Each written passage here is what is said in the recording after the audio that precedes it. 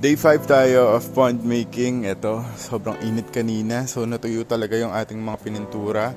Tapos, ayun yung pipinturahan ko ngayon. Sakit ng ulo ko kanina kaya ngayon lang ako makakagawa. Ito na yung status na ngayon. Ito yung mga natapos ko last night. So ganyan yung itsura niya. Pininturahan ko na ng first coating tong labas na to. Tapos yung loob, ayan. So baka mamaya simulan ko na rin tong ito, lagyan ko ng first coating later. Tapusin ko muna yon.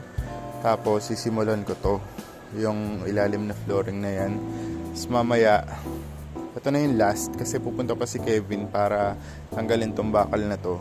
Kasi ito, sisimulan ko na rin yan. Pati yung other side na to. So, same process pa din yung gagawin ko. Sisimulan ko muna dito sa mga chambers na to.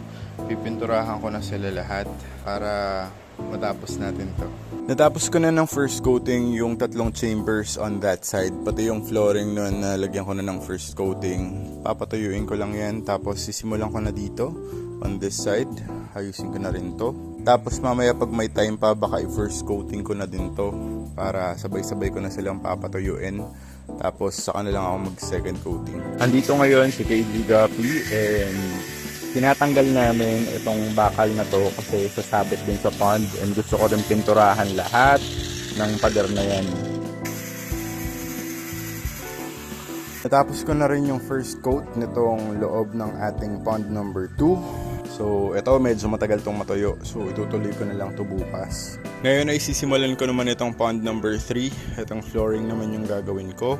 Tapos since natanggal na ni Kevs itong bakal dito sa bandang area na to, ipapantay ko muna dyan. Dahil dito sa ibabaw ay ibang mixture ng paint yung gagamitin ko. Tapos ko na pinturahan halos buong pond. So ayan. Dito, doon na ako. First coating. Doon, first coating, first coating, first coating. Tomorrow na lang to is a second coating. Tapos dito, done na ako. First coating. Ito yung mga natira-tira. Pinintura ko na lang dyan. First coating lang yan. Kaya meron pa mga spots na hindi pa malinis. Ito, tinapos ko na din. First coating. So tomorrow, pag ito ay natuyo, i-second coating ko na yan. Huli ko nang gagawin itong outer part na to. Ito naman kasi pininturahan ko lang ng mga sobrang pintura. So parang first coating na lang yan. I-second coating ko na lang siya. Pero yung waterproofing paint, hahaluan ko na ng normal paint. Same goes dun sa taas na yon dahil hindi naman yan yung priority. Dapat talaga ito yung makapal, yung loob ng pond para hindi siya mag-leak. So yung mga yun, hahaluan ko na lang ng normal paint plus yung waterproofing. So lahat ng buong yan magiging black. So that concludes day number 5. See you guys on day 6.